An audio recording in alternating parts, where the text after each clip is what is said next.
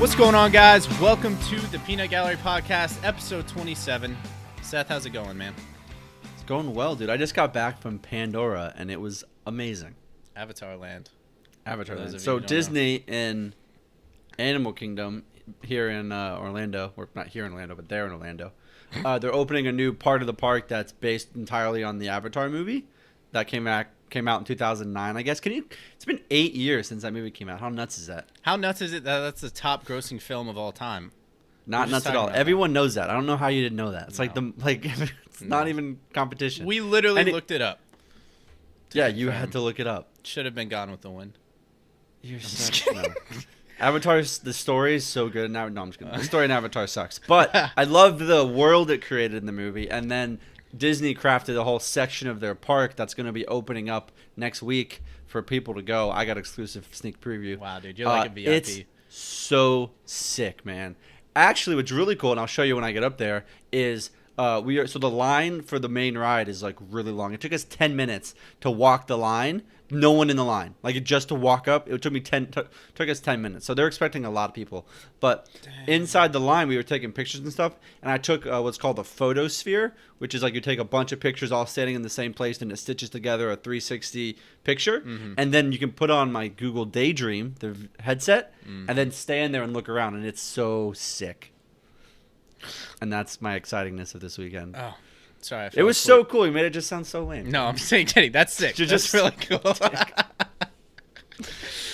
No, that's cool. I'll do like those things where you're scrolling through Facebook and it's like 360 and you can move it around and it's kind of like cool. Oh, is that a thing? Yeah, it's a thing. I don't go on Facebook because I have a life. I have real friends. No, the technology's just really advanced on there. You haven't experienced it yet.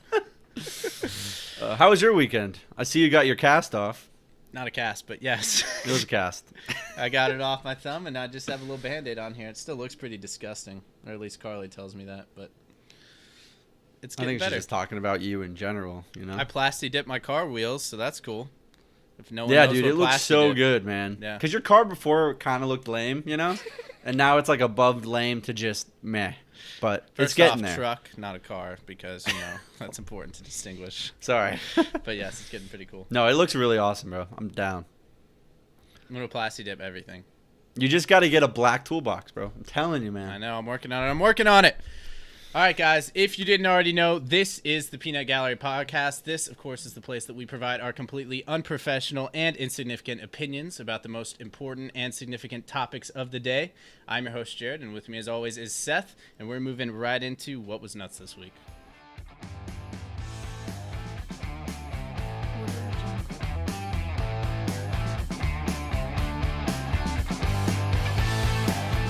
All right, guys, we are back in the What Was Nuts section this week, and we're going to kick things off with a little bit of news about Last Man Standing. Yeah. Is it still standing, or is it still?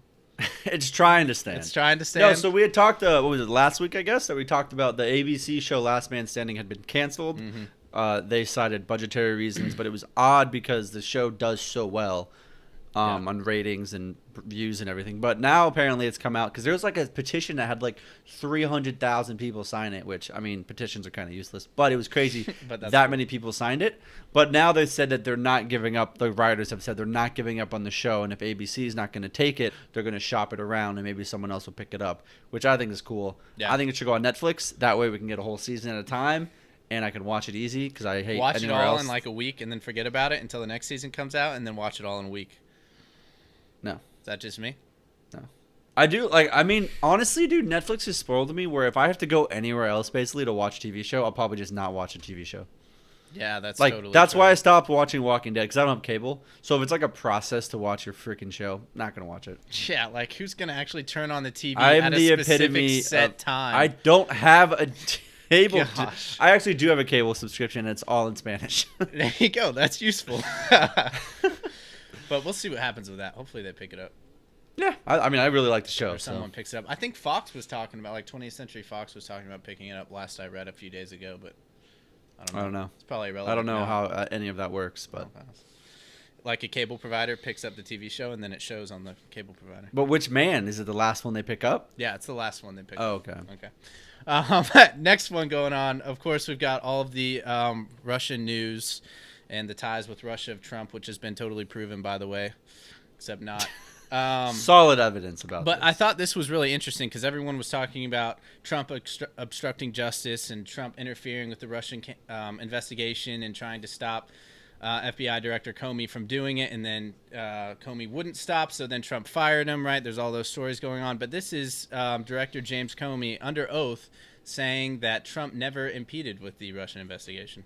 So if the Attorney General or senior officials at the Department of Justice opposes a specific investigation, can they halt that FBI investigation?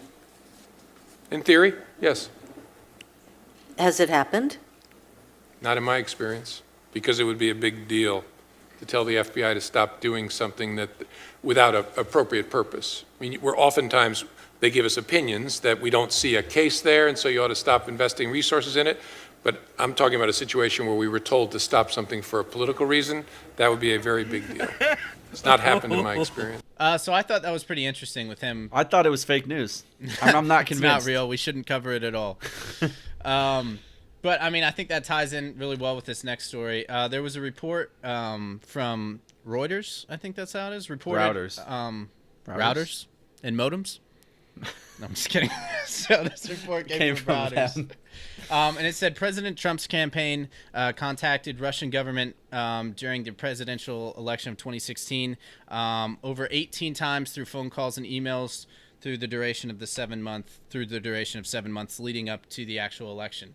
But then later on, the sixth paragraph down, which they don't mention in the headline anywhere at all, it says the people who described the contacts to Routers said that they had no evidence of wrongdoing or collusion between the campaign and Russia and the communications reviewed so far. End quote. This is what I don't understand. They have all these crazy headlines, and then literally later on, it's like, but none of it's wrong, or none of it can be proved that it's all collusion fine. or anything like that. It's crazy. It makes Dude, no honestly, sense. there's no. I honestly do think there's not going to be any ending to this, because Yeah. we're not seeing evidence brought forward that's solid. We're seeing all this anonymous garbage. We're seeing James Comey say that he didn't obstruct justice. We're seeing the headlines you're reading that, oh my gosh, they actually did contact Russia, but then buried in the sixth paragraph, like, well, actually, he didn't do anything wrongdoing. Like, there's going to be no end to this because they're just out for blood at this point. Yeah. Yeah, I mean, we saw that when a special prosecutor got elected or in place by the DOJ last week. Yes, Robert Mueller. Yeah, Mueller. so we'll see where that goes. Typically, these independent special prosecutors will always find something, but it depends on if it's even, like, related or anything like that to it. Yeah, and again, I would be vehemently against any Russian interference. It just seems like they should already have this stuff figured out by now. It's been months. If there were any solid, cleared, hard evidence, we would have had it by now. Yes, exactly. That's my thinking, at least. So can we And it just logically, to me, doesn't make sense. Like, we've seen him piss off Putin. We've seen him, like, yeah. I don't understand. But it's not going to go away, and people just want him, because this is like the last thing, really. Because if they can prove this, then they can get him impeached or whatever. And it's just like, just show us something legit, and we're all going to back you. I don't think many people are like, oh yeah, I'm okay with Russia interfering. Like, most people are not okay with it, but a lot of people are being like, well, show me. Yeah, show me. At least prove it. If you're gonna put out like 50 headlines a day about this kind of stuff, at least have evidence in there. You don't need evidence some for news, bro. Sliver of evidence. I mean, come on. Or at least 6 paragraphs down, don't say that nothing, no collusion was happening. I think I found evidence. If you look at a map, right? Yes. America and Russia are on the map. Yeah. Therefore, Trump collusion, and Russia. they both exist, they're kind of close. I like the way you think. We should write a headline. There could be something there. There is. No, not could be. There is something there. There is something. There is something there. I think it's totally ridiculous how this story keeps getting all this coverage, and I think it really plays into this next story. A Harvard study about the mainstream media that was just kind of released, which we all knew was real, but this just kind of confirms it. Yeah. So this is a study done by Harvard, looking into the first 100 days of Trump's presidency, and then the news coverage that was, broadcast about it. And they majorly looked into how the news was brought forward, whether it was in a positive light or a negative light. And then they, in these graphs that we're going to run through, a couple of them that I thought were interesting, they, just a full disclosure, most of the graphs have a little subheading that say, we didn't take into account outlets that gave a neutral, or news articles that were neutral, which accounted about a third. They only took positive or negative. So just a heads up, because I wouldn't want to try to hide that. But the findings were actually very interesting, except not at all surprising, I think, to anyone that can be intellectually honest and realize that the media rarely portrays Trump in a positive light, right? Yeah. Like that, we can pretty much. That doesn't happen. Not in my news feed, that's for sure. Yeah. So this is the first one that was kind of interesting. The percentage of TV talking time when Trump is the topic, 65% of the time that there's a news article or a news story or the news talking, it's about Trump. Wow. Kind of a lot. But at the same time, I don't know if that's necessarily bad. I mean, he's our president. So he's getting a lot more coverage. What was it? Does it say what it was for previous presidents? Wasn't it almost double? It does not say. For that one, I did not see a reference to previously. But I really don't know if that's like that by itself. I don't think is that big of a deal. I mean, he's kind of important. Now, this next one, they compared the tone of the total coverage of Trump to the last three presidents, that being Obama, George W. Bush, and Clinton. And as you can see here, way far outranks them in regards to the negative coverage. I mean, Obama, he has double the negative coverage of Obama at 80, and Obama's at 41. I would have thought George Bush would have been higher. You know? Yeah, you would have thought. But he was only at 57, which is interesting. And then Clinton was actually the second highest negatively coverage president of the last four, which I think maybe that has to account more towards the end, because he was pretty popular. Well, it's crazy for a while. when you start sleeping with other people who aren't your wife and then lie about it on national television. All right, he didn't sleep with her. I don't think there was any sleeping going on. Yeah, very good. Nice. Yeah, no, that's interesting. And then, so this one was, they compared U.S. news outlets and their coverage of Trump, whether it was positive or a negative light. Now, so here's the thing, like, it's like 93% of CNN stories run about Trump were presented in a negative light. Yeah. I missed the point where the news services are supposed to put opinion and bias into it. Like, they should be presented. Yeah, I agree. I mean, obviously, you have like commentators and stuff like that who present their opinion, but I mean, news anchors and stuff like that, you know, that should be more of just them presenting the facts and the stories. But where I think it comes in the negative light is when you're presenting all of these facts and stories that aren't really facts, like the Russia collusion and all of that kind of stuff, and saying that it's fact when it's not. But yeah, 93% negative and 7% positive. Right. And now, see, what's crazy is the Fox News, which is the far right or whatever people call it, still had more negative than positive. Yeah. And I think that is a pretty good balance, because I would say Trump's stuff, it's kind of been more towards the negative, I would say. You know, in general, I wouldn't say he's been a positive force in America as a whole. So this slight discrepancy of maybe a slightly more negative, I think, is where it should be. And it's crazy that our far-right news network is basically right down the middle. I mean, you had the BBC putting a more positive light than CNN. Yeah. And I think that just, I mean, if you want to say that you're fair and balanced and you're just presenting, you know, the facts and letting America decide, like all of these, you know, the New York Times and stuff says all the time, then you would see more of a 50-50 split there in between positive and negative. Right? And 93% negative, like, you're verging on propaganda against Trump. Like, you're not, you have an agenda. I'm sorry. Like, if you're going to do like 93% of the things about Trump, come on. Yeah. And of course, I mean, we all knew this, but it's just interesting to see it in a study and exact numbers and be like, hey, these are actual graphs. There was a study done to prove this. It's super clear. Mm-hmm. So then they broke it down on his actual policies and how they've been portrayed. Mm-hmm. And of course, immigration is vastly the most negative coverage story about Trump, which is kind of no surprise. His Muslim ban, travel ban, which wasn't a Muslim ban at all, obviously garnered a lot of negative news around pretty much America. Yeah. But what's crazy is that this doesn't match our country's acceptance. No, if you were to change this from news coverage to approval of Americans, you would see on almost all of these issues. Actually, a lot of these issues, we did this a couple episodes. I don't remember all the exact numbers, but a lot of it, I know immigration and I know the economy and stuff like that were slightly in favor. The majority of Americans agreed with some of Trump's positions on these major issues. And here, Yes. I mean, nothing even comes close to 50-50. The only thing is the economy. And that's still, a 54-46 split. I think that's okay. Yeah, I mean, but, you look at immigration, 4% positive. You look Yeah, at healthcare, I would- 13% positive. but Now, we've seen great things, right, with the immigration, I would say. I mean, we've seen less people crossing the border. I remember reading an article about that. The border, he raised the amount of people along the border wall or whatever. yeah. You're seeing Arrests were increased by, I think it was almost 70%. Yeah, and you're seeing Texas come forward and say, "Hey, we're actually going to start enforcing this law." Like, there's Sanctuary no cities, way yeah. it's 96% negative. I'm sorry. Yeah. And Well, yeah. why are you putting a spin? Like, Yeah, I mean, it's not indicative of what the American people believe, and that's why I think so many people are fed up with these news sites. yeah. And so then they did positive and negative news stories by organization, which I was surprised Washington Post blew out the rest of them with 96% of their coverage of Trump negative. Yeah.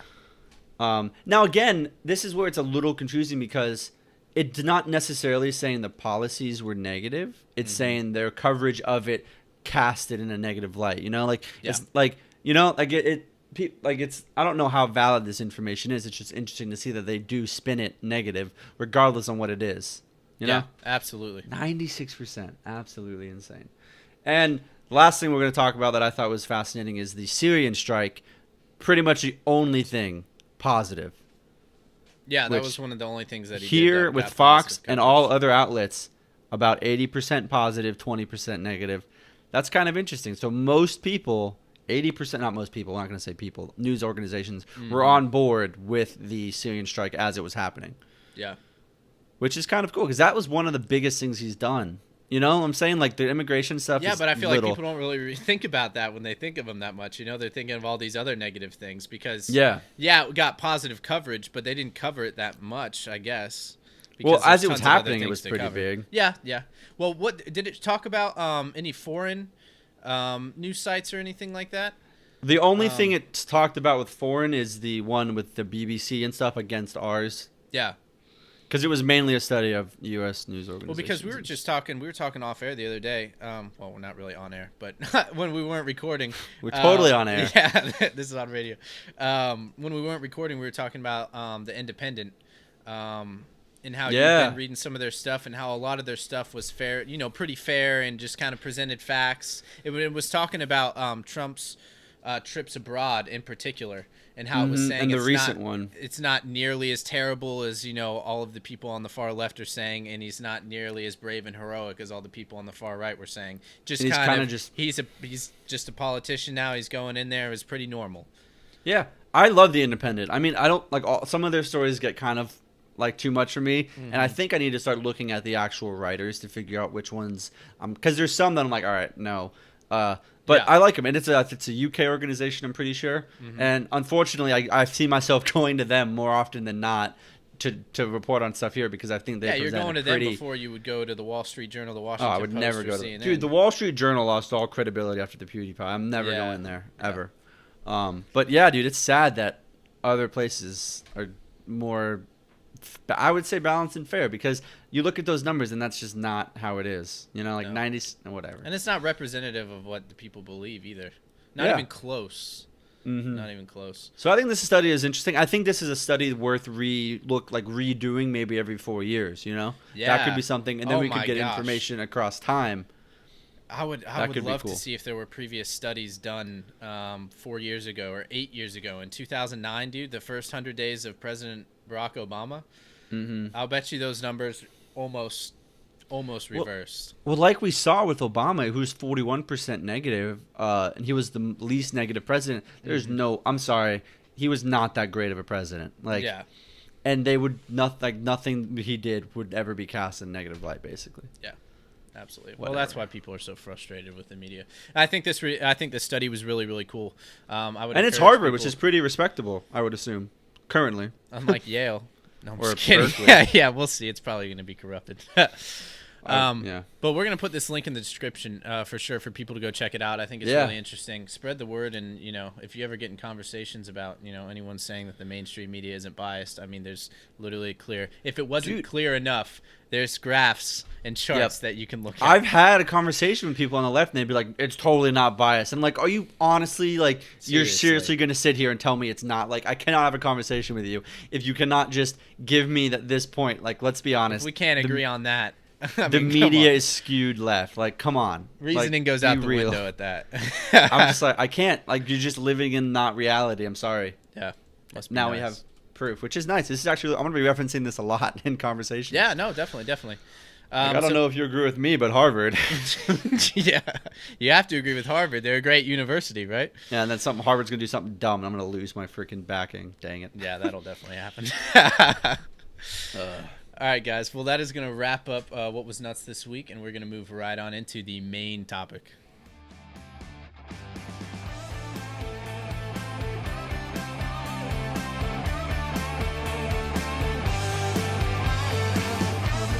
All right, guys, we are back in the main topic this week, and what we want to talk about is pretty important. It's been in the news this past week. We have a couple articles here that I'm going to kind of read through and talk about, and then we'll kind of expound upon that. So New Orleans recently just decided to remove the statue of Robert E. Lee. I believe it'd been sitting up there since 1884. Yeah, it's been like it was been a while. It's 130-something years. They decided to remove the statue, bring it down, and then in the same sense, right after that, kind of a reaction to that, Alabama had voted to protect all of Confederate monuments and statues and stuff like that in the state to prevent them from being removed and take them down. So basically what I want to talk about is, what are your thoughts on kind of having Confederate monuments, Confederate flags at state buildings and stuff like that? Obviously, South Carolina, they took that down. I think it was back in 2014. And then, just kind of thoughts in general about it. I see you have the Confederate flag behind you. Yep. Yeah. So I think this is a really important conversation for us to have, because if you're not from America or you're not familiar with America, maybe, or the South, like, a lot of people revere some of these people in the South. And not only that, like, they tie their heritage of being a Southerner to whether the Confederate flag or to some of these people. Mm-hmm. For instance, with the cities having these monuments to these people. And so Robert E. Lee was a general for the Confederacy, an amazing military tactician that no one denies. Like, everyone understands that he was incredible with what he did, with tactics. And I think pretty much everyone kind of argues like he was the best general of the war, right? Yeah, for sure. Yeah, by far. And so the conversation becomes, should we have monuments and should we have flags like the Confederate flag, which was the flag of the Confederacy when they were fighting the Union, the Confederate States of America? Should those things be out in public places? I don't think either one of us, or the majority of people, well, actually that's not true because we have seen backlash, but for both of us, we're not talking about private, right? Private property. Like, that's why I have this flag up right now, because I got so mad a couple months back, and it was like a year ago maybe now, where they tried to ban this from being sold. Yeah. And I'm just, to people. And so, like, that's because, like, my view of it is, especially for the Confederate flag, is no, it should not be flying on public buildings like courthouses and stuff, because it is not our flag. It is the flag of an enemy of our country at a time, and it should not be in a public place. But people, every right to fly it. It should not be banished. It should not be outlawed. I do not think people are trying to say it's a racist flag. I think a lot of people tie this flag to Southern heritage, and I think that does not mean that they are racist if they support this flag, or not support it, but fly it or have it on their cars. I mean, you see a lot driving around. People will have it on their bumper sticker or in their back window, and it's only because they're like country boys, you know? Yeah. Like, we have to understand that this is a very complex issue, and just because someone maybe has a flag does not mean they're a full-blown racist, does not mean they want to defect from America, but they simply see the flag as heritage, you know? Yeah. No, absolutely. I totally agree with that. Yeah, and I mean, it's a really difficult conversation about these monuments being taken down, or in Alabama's instance, not being taken down, and actually passing legislation to prohibit what they quoted as saying relocation, removal, alteration, renaming, or other disturbance of any significant building or memorial building or memorial street or monument Yeah. that has stood on public property for 40 or more years. So they're not going anywhere in Alabama. And I would not be surprised if more southern states passed legislation like this, because I do think that southern people tie a lot of this stuff to themselves, as identity. And a lot of people, it's been taken down because they're saying it's promoting so the people that want it to get taken down, you're hearing, well, it's promoting slavery and it's promoting white privilege and stuff. And then you have the people that want them to stay up saying that you're trying to erase history by taking them down. And again, I think the solution and reality of the situation is somewhere in the middle. Okay. I don't necessarily think taking down a monument is erasing history. If we're saying, like, for instance, with the flag being removed from being purchased, that's getting close to erasing history because you're trying to outlaw it from just people having it. Yeah. But monuments to these people, because, I mean, it's so loaded, dude. Because so when you start having this conversation of Robert E. Lee, should we have a monument of him up? He did fight for the South. We know this. You could see him, and I think there's a strong argument that he was a traitor to America because he left the Union, which was American. But he also constantly said that he was a fighter for Virginia, his state.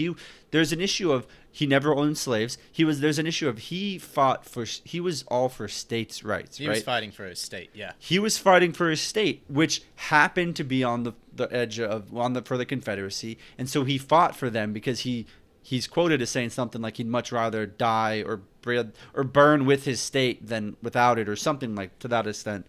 And so that's got to be respected, right? And the idea of states' rights over big federal government, and it's a complicated issue. It's so complicated, dude. Well, because especially if you take down all these monuments and stuff like that, then do you start renaming buildings or schools or something like that? And then if you take, just hypothetically, you take all the monuments down, you rename everything, then people don't really think about it that much. I mean, sure, yeah, they might teach it in schools and stuff, but I feel I think that's dumb because we still, no one's talking about taking away museums. No one's talking about taking away the war memorials you can go to and see where they fought and they've kept pristine or whatever to where they fought. That stuff's being retained. Not exactly. Yet. Could you see that's that happen, the question. Why are these being taken down? Yeah. I feel like once you start, it's kind of a slope. And honestly, I can see both sides of it. I can totally see how a lot of people would think, hey, these are enemies of the Union, of the United States. We shouldn't be having statues to celebrate them and stuff, because typically when you have a statue or a monument, you're celebrating it. But I can also totally see people being like, no, this person fought for their state. It's the state that I live in. And then also, hey, we shouldn't take this down just because I want to, when I'm walking by this park or whatever with my son, I want to be like, hey, this was Robert E. Lee. This is the history of it. He fought in the Civil War. This is why the Civil War happened. And almost in a way, having these statues up is a constant reminder of how terrible so many of the things were of the Civil War. It's a reminder of where we were and how we never want to go back to slavery and the oppression and stuff like that was happening during that time. And that's a major reason, obviously, the Civil War was fought. So, yes. And the argument that it's promoting slavery, I think, is kind of bullcrap. No one's looking at these monuments being like, dang, I wish I could go back to my plantation and have slaves because come on, let's be honest. Yeah, they're here because you got to be honest, and that's just, I don't think they're promoting slavery. They could be promoting a war that you could argue didn't need to be fought, and it's unarguable that it was the most bloody war in American history. Absolutely. We lost, I think it was something like 600,000 over 600,000 American lives on both sides, which is more than every war afterwards that we've been involved combined. Yeah. It's insane how many people we lost, and we really didn't need to fight it. I mean, obviously, the idea of the North and the South, they were going to clash eventually. There was a lot of stuff kind of leading up to it, but obviously slavery was a huge part of it. The United States was expanding, and the North didn't want to continue for every free state there's a slave state kind of thing, because they wanted to obviously get rid of slavery good. But then there were also taxes and tariffs that were placed on the South, where they were paying a lot of extra taxes for all the and the South relied on that for their economy. That was their entire relied economy. And so you could you can kind of understand, like, step back and be just honest and not trying to be anything, but just being like, their whole economy was put in jeopardy with this idea of slaves to be free, you know? Like, Yeah. that's a scary thought. And people, when they're scared, do rash things, you know? Absolutely. And I mean, so like, what do you think, Jared? What do you think? Do you think that it should be what Alabama did, and maybe it should be a state by state thing? And if So- the state votes to remove, they remove. Yeah, I mean, I 100% think it should be state by state. If the state wants to keep it, they can vote to keep it. If the people want to keep it, then they can keep it. If the people want to tear it down, then they can tear it down. I mean, that's what I think. Like I said, I can honestly see both sides of this argument very easily. I don't associate myself with. I mean, I'm from Georgia, born and raised, right? I mean, I'm pretty. Yeah. I drive like all those things. I drive a pickup truck, but like. Yeah, throw that out there. But I don't associate myself necessarily with, like, you know, the Confederacy or Confederates or anything like that. Obviously, I like history. I like studying the Civil War. I think there were, obviously, like we talked about, great generals and stuff like that and soldiers. And I would say heroes for the people that they fought for and stuff on either side. But I don't associate myself with, like, Confederate pride kind of thing. Yeah. And I can totally see the argument of not bringing them down because you don't want to erase history. And once something starts, where does it end? I can see kind of moving towards, okay, well, we need to kind of get rid of these war memorials and stuff like that because people walking by, that just reminds them of, you know, the people who fought to get try triggered. and keep slavery or whatever. You know, I can see it continue down that road, but I can also see people walking by saying this person fought for slavery. Why are we having a statue erected in their name? And, Right. you know, you could argue, yeah, I mean, that's basically what it boils down to. I mean, people talk about all the time how the war was fought over states' rights. And yes, it was fought over states' rights, but the state right was slavery. Like, at a certain point, you should be able to, the federal government, there has to be some laws of equality and equalness for all, like how it laid out in the Declaration of Independence, right? All men created equal. Like, there has to be that foundation to then build upon these states' rights. And obviously, in hindsight, it's very easy to say, but it would have been, you could have avoided the entire war if you'd given up just slavery and then, you know, try and fight legally and stuff for your states' rights and things like that, as opposed to going to war about it. And so I think that's where we talk about it's important of why they're being taken down, because I do think right now, in a similar way to where firing Comey maybe was the right decision, but not necessarily the right time because of the investigation, taking these things down now in this where we're at right now with everyone being so offended, I think they could be being taken down without the proper discussion of the why wrong they're being reason taken down. almost. Yeah. And if they a snowball starts, if everyone just starts taking them down because we're offended, then I could easily see them being like, well, yeah, Memorial should go away too, and the Confederate White House Museum should go away too. And it's like, no, those definitely need to stay because we cannot, like, you. I'm a big supporter of you cannot forget history. If you forget history, it's gonna happen again. Yeah. There's no benefit to just trying to wipe something from your mind. Like, it's important. We need to study it. We need to learn from it. And definitely never touch museums and stuff like that. But maybe, like you said, I kind of agree with you. Both sides of the argument, I think, are parts of it are valid, and it's really tough. And the best way would be, to me personally, is let a state decide. Yeah. Like, let the people, if the people get really offended and they vote, like, we really want these gone, then by all means get rid of them. But also, we need to respect them if they're like, well, you know what, we've all come to a decision that we think that it's okay to stay because we just want to not forget. We don't mind, like, the names after people, whatever. Then let them keep it, and don't bash that state and call the state racist for keeping them. Just be like, okay, that is a valid argument. Like, Yeah, no, I totally agree with that. Like, people have to, obviously, I'm for states being able to decide and the people being able to decide. Bring it down to a smaller level. I'm not for any kind of federal mandate to get rid of these, you know, these statues or monuments or. Well, I definitely don't see that coming with this current president. No, I don't see that, and I don't see that either with the, you know, the current Congress and stuff like that. But Yeah. I think it's definitely an interesting topic, and it brings a point, like, I'd done a lot of research in history and studying the Civil War and stuff like that. But when you talk about, like, you know, the Southern generals or people who fought for the South being traitors, it's almost like they were a traitor to one thing but loyal to the other. They're a traitor to the Union but loyal to their state. And I think, you know, obviously back then states' rights was such a huge thing. And And I think a lot of people don't really recognize that and understand that today, because today it's like you move to Florida, you move to Georgia, you move to Virginia, you move there's wherever. a lot of States don't pride. really matter that much unless you live in Texas. Then Texas over everything. But people Dude, have kind Texas of is a gem. people have kind of lost that concept today. So people don't view it as, they view it as completely them being a traitor and stuff like that, and being like, why would they decide to fight for their state? It's just a state. Yeah, exactly. That's very You know? true. And again, that's where I think a lot of people don't understand the history of it, you know? Yeah.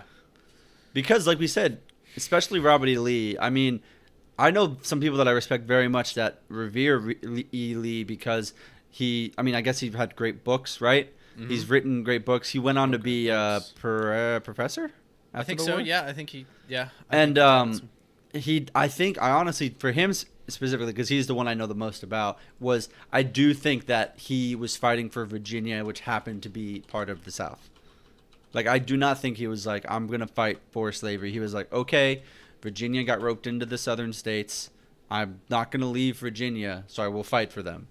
And it's like, I understand that. I think I a lot understand of people, that loyalty. A lot of people fell into that category too, who didn't own slaves, But and ended still up fighting fought for the Confederacy. Yeah, exactly.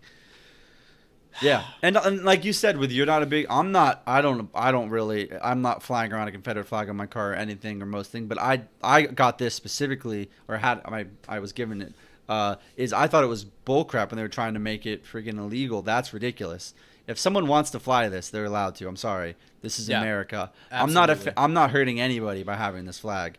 You know? Racist. Get out. Like, no, I'm sorry. Yeah, I'm racist, clearly. But the public, like, for instance, public buildings, they do not need to be flying the flag. I do believe that. I agree with that. I don't think that really makes sense. It's a public building in the United States. Obviously, why would you fly? It doesn't make sense to fly. Like, the our Confederate capital flag doesn't there. fly the British flag because Yeah. that's the one that lost, you know? Yeah, no, I agree with that. I agree. Yeah, I think Yeah. the flying the flag in government buildings definitely doesn't really make sense.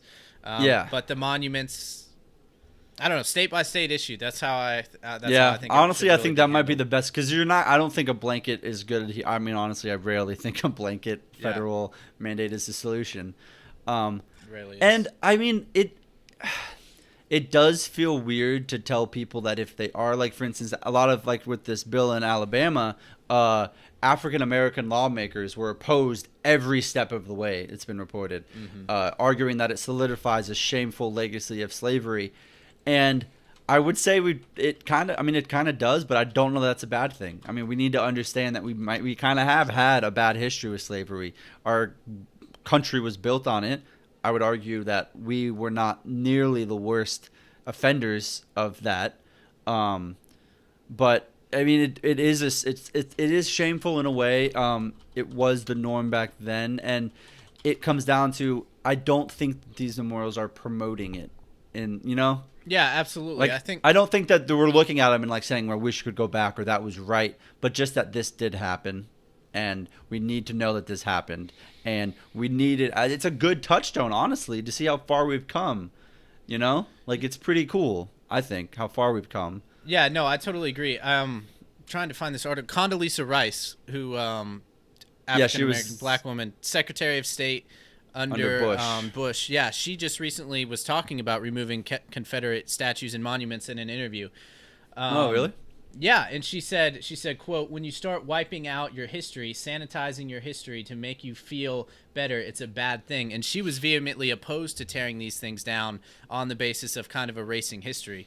And I thought that's unique. Obviously, a black woman is saying, no, we need to keep these statues here so we can remember what happened and what the war was fought for, and we can explain that to the people and your kids and stuff as you're walking. I don't know. I think I think that's a good thing to have, because and at the same time, when people say, well, it's not America, it was the Confederates, and it's like they were the Confederate States of America. I'm pretty sure it was CSA. Yeah.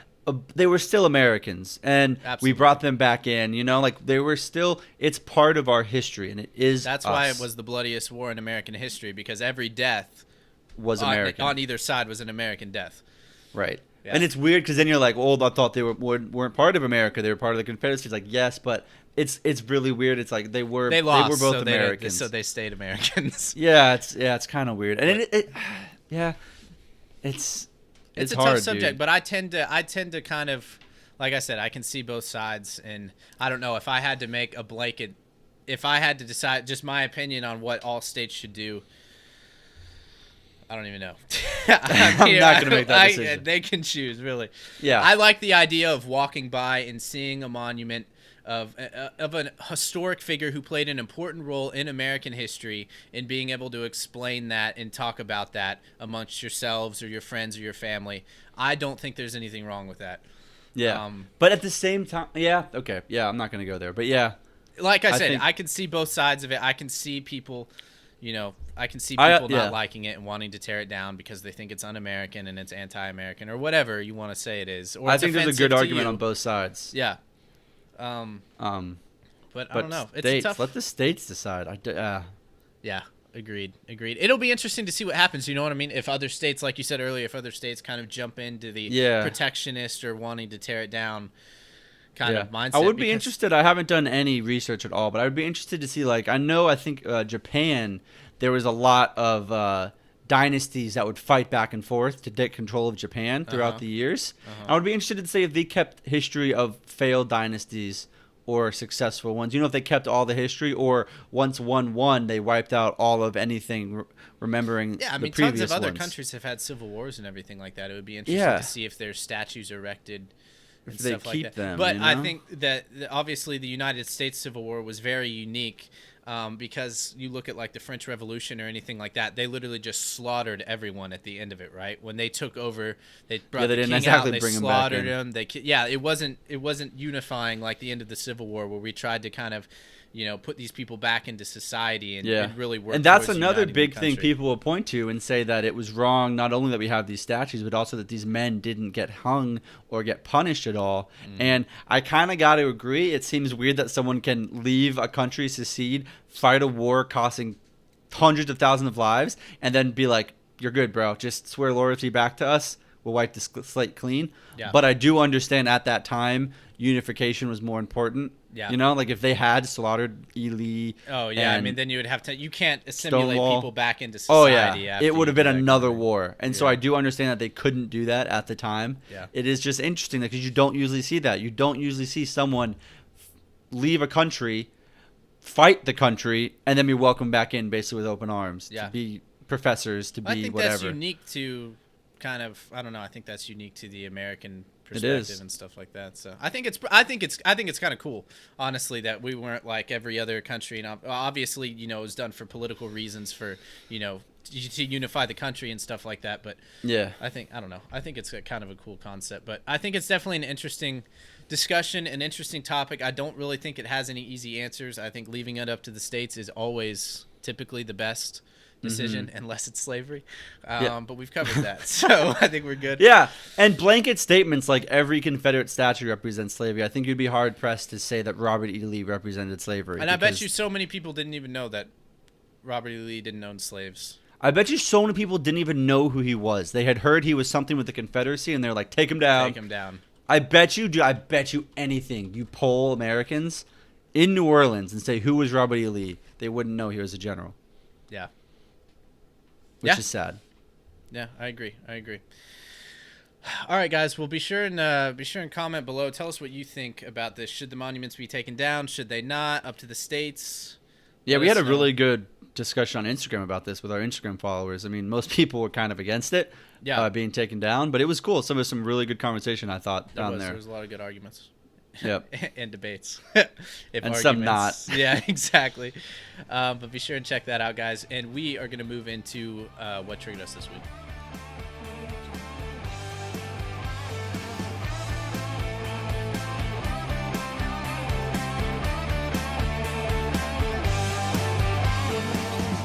All right, guys, we are back in the What Triggered Us section this week of the podcast. Of course, this is where we put aside all reasoning and rationale and replace it only with emotion and feeling. And Yep. Seth, what tickled your fancy? Wow. All right. So last week we talked about Miss USA, the winner, and her what was it? Her Comments. answer to about healthcare, and saying that it was definitely not a right but a privilege because like we should work and get it or whatever. And we thought it was great. We praised her for it. of course, we learned once again to never put our faith in political figures or celebrities. So after she won, there was, of course, major backlash from most people. Not most people. People on the left. People. Yeah. A lot of people. And she went on, what was it, Good Morning America? And clarified her statements. Now, I don't think that she did a 180. A lot of people are like, oh, you did a 180. I do, though, think that she muddied her statement because of the backlash and kind of was like, okay, let me step back and not be so brass about it. And I'm like, come on. Like, you took the step. We loved it. Do not muddy it because now we're not sure what the heck you believe. Yeah. So what she said is, I am privileged to have health care, but I do believe it should be a right. This is what she said at Good Morning America. I hope and pray moving forward that health care is a right for all worldwide, which is weird because worldwide. But yeah, she continued and said that I just want people to see where I was coming from. Having a job, I have to look at health care as a privilege. And so, I don't know. I mean, I don't think she had a 180 like a lot of people are saying. But I'm like, why? Like, you didn't. I don't think that she needed to clarify. And saying it should be a right, you're kind of contradicting yourself a little bit. But then again, she says that she needs to look at it as a privilege for herself currently. Yeah. And so now I don't know. I honestly. Well, because originally it was, do you think healthcare is a right or a privilege? And she said, I definitely think it's a privilege because this is how it works for me. And now it's, okay, well, wait, no, I am privileged. I hope and pray it'll be a right for the world. Yeah. The world. The world. I don't know why the world. Yeah, but it's kind of disappointing. I wish she would have just kind of hit it and stuck with it kind of thing because, I mean. Yeah. But it just goes, man, so much peer pressure and stuff like that and all of the outrage and everything that she got. Maybe she did misspoke. I mean, I just think definitely has a pretty clear definition of what it means. Most of the time. Unless you're talking about healthcare. Unless you're talking about healthcare, yeah. So, I don't know. I'm just kind of like, come on, man. Almost. Yeah. What about you? Well, for me, this is actually a pretty cool video. We've talked about Prager University a little bit, but this is just a really short, concise, clear video that they put out about the minimum wage. Here it is. We don't like to see anyone living in poverty, but making employers pay their employees a higher minimum wage of more than $10 an hour really won't solve the poverty problem. That's because most people who earn minimum wage don't live in poverty in the first place. They actually live in homes where at least one or two other people work, like a teenager whose parents have jobs, or they are retirees who have savings accounts and Social Security as their main income. In fact, only about 1 in 10 minimum wage workers lives in a household that the government would consider poor. Does it make sense to try to solve the right problem the wrong way? A well-informed public is the best defense against bad public policy. All right, so basically, I think this is totally spot on. Dude, it's so, like, they're really great at, like, breaking down dissecting something things and just kind of putting it out there in real quick tidbits kind of thing that you can watch. Dude, they're so much smarter than us. But basically, I think this is spot on. Obviously, the majority of people, like they talked about in the video, that are working minimum wage jobs aren't in poverty. And then another thing is, who is the government to come in and tell two people who have mutually agreed to a job and a wage that, no, you can't do that job because you have to earn this amount of money? Right. And if that person isn't worth that amount of money or the employer can't pay that wage, then that person just doesn't get a job. And it showed at the end of the video, the person was walking out. It showed like $10.50 above their head, like they made 10 something per hour. And then it said, you know, the hamburger was like $8, and they were having to cut people's hours back and stuff like that, because when you artificially raise minimum wages and prices when it's not met by demand, you're going to have price increases. You're going to have people's hours getting slashed. You're going to have people not getting hired. And I think this just further dispels the myth of that you have to raise the minimum wage, you know, to keep people out of poverty or whatever. Or you need to be able to live. You need to be able to live and provide for a family on a minimum wage. No, you don't. You shouldn't. It's a great bait and switch.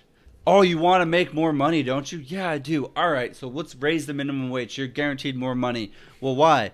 Well, it can't just be because they want to raise. Well, it'll help people get out of poverty. But let's not talk about how no one on minimum wage, basically, 1 in 10 is in poverty. Yeah. Like, it's great tactic.